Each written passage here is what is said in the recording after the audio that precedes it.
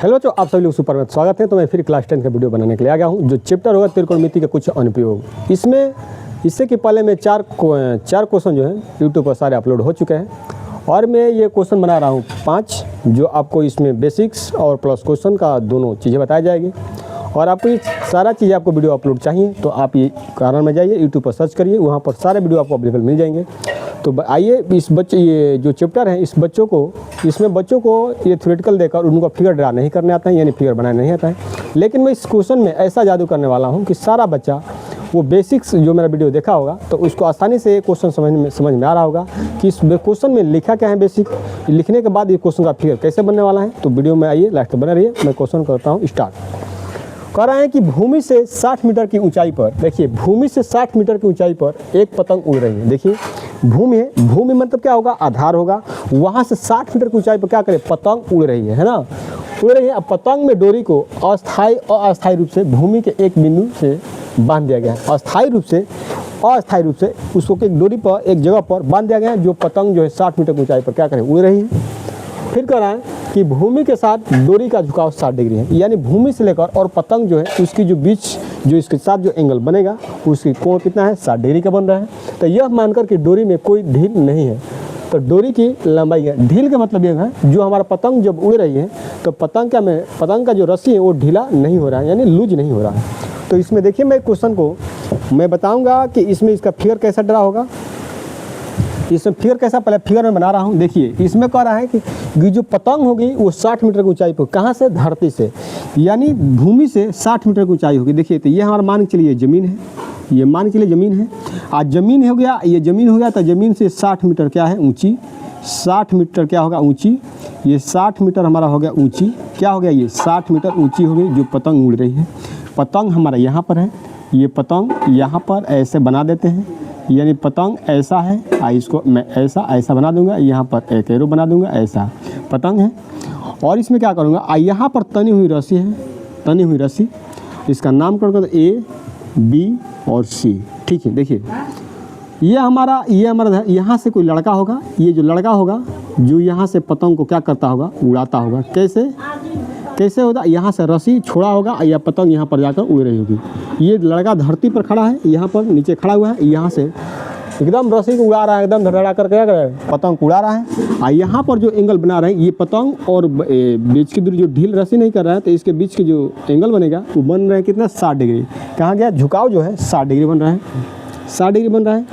और पूछा क्या है, पूछा है कि डोरी की लंबाई ज्ञात कीजिए, यानी यहाँ से लेकर यहाँ तक इसकी लंबाई क्या होगा, पूछा हुआ है। ठीक है ना, यानी डोरी की लंबाई पूछा हुआ है।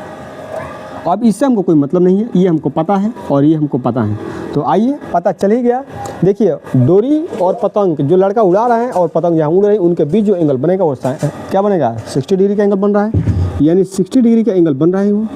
ठीक है, 60 डिग्री का एंगल बन रहा है। कितने तो ऊंचाई पर, ये ज़मीन से हमारा 60 डिग्री की ऊंचाई पर उड़ रही है। तो आइए क्वेश्चन में देखते हैं। माना कि डोरी की लंबाई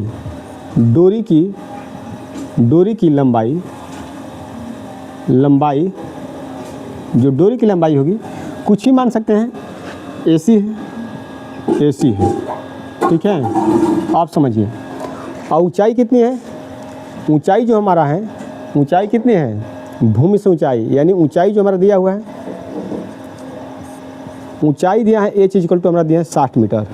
ठीक है, और थीटा का वैल्यू दिया है हमें कितना, 60 डिग्री दोनों। अब यहाँ पर लेंगे समकोण त्रिभुज, समकोण त्रिभुज ABC। देखिए ABC में लेंगे, यहाँ पर लेंगे। अब लेंगे tan, क्या हमको ये चाहिए, ये ना चाहिए, इसमें लंब पता है, कोण निकालना है। तो हम लेंगे sin थीटा, क्योंकि sin थीटा बराबर में क्या होता है, लंब बटा में, sin थीटा में क्या होता है, लंब, और लंब बटा में क्या होगा, कोण, क्या होगा, लंब बटा में कोण। लंब का मान कितना है, लंब को हम कहेंगे BC, और कोण का मान कितना है हमारा AC। और यहाँ पर देखिए sin थीटा का मान कितना है, 60 डिग्री, थीटा का मान है 60 डिग्री, BC का मान कितना है 60, और AC का मान हमको निकालना है। sin 60 डिग्री का मान जो होता है √3 और बट्टा में होता है 2। आइए हमारा होगा 60, और यहाँ पर हो जाएगा AC। ठीक, यहाँ पर आइए सोल्यूशन में कर रहा हूँ, सोल्यूशन में यहाँ से करूँगा। ठीक है, अब देखिए मैंने क्या किया, मैं इसको लिखूँगा अंडर रूट में 3 और बट्टा में 2। मैं 60 को लिख सकता हूँ 20 गुणे 3 और बट्टा में लिखूँगा AC, फिर लिखूँगा अंडर रूट 3 बट्टा में 2 और 20।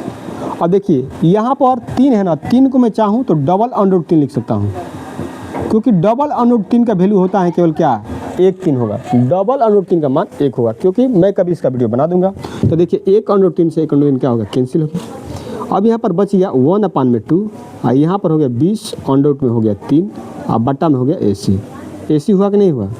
अब आइए देखिए यहाँ से इसमें मल्टीपल कराइए तो AC हो गया, यहाँ पर गुणा करेंगे तो AC में 1 से गुणा करेंगे AC, और यहाँ पर 20 और यहाँ पर 2, 20 में 2 से गुणा कराएंगे तो क्या 20 में क्या होगा 40। ये अंडर रूट 3 इसके साथ है तो अंडर रूट क्या होगा 3 होगा। ये हमारा क्या होगा डोरी की लंबाई। यहाँ पर लिखिए कि डोरी की लंबाई, पतंग की डोरी की लंबाई लिखिए, पतंग के डोरी की लंबाई, डोरी की लंबाई जो हमारा होगा कितना होगा 40 अंडर रूट 3 मीटर। ये हमारा हो गया आंसर। है किसी को दिक्कत? मैं जितना बेसिक पढ़ा दिया हूँ उसी बेसिक में सारा इसमें थ्योरेटिकल पूछेगा, उससे कोई बाहर जाने वाला नहीं है। तो पार्ट 1 जाकर देख लीजिए और वीडियो को लाइक शेयर कमेंट जरूर करें। और ये वीडियो आपको यूट्यूब पर ही नहीं फेसबुक पर मिलेगा और फेसबुक पेज पर मिलेगा, इंस्टाग्राम पर भी मिल सकता है आपको, यहाँ तक कि आपको स्टेटस भी दिखने को मिल सकता है। तो वीडियो को लाइक शेयर जरूर करें, कमेंट जरूर, कमेंट तो वरना एक वाकिफ़ ही करे, वह कमेंट तो ज़रूरी है भाई। कमेंट आप पर दबा कर करिए, क्योंकि उसकी भी आवश्यकता पड़ती है। और वीडियो बनाने में जानते हैं कितना मेहनत लगता है और दिमाग लगता है। मैं इतना सिंपली बना रहा हूँ कि आप कोई भी बच्चा ये नहीं कह सर हमको समझ में नहीं आया। तो मिलूंगा नेक्स्ट अगले पार्ट में और कल क्वेश्चन लेकर आऊँगा 6। तो चलते हैं, बाय बाय।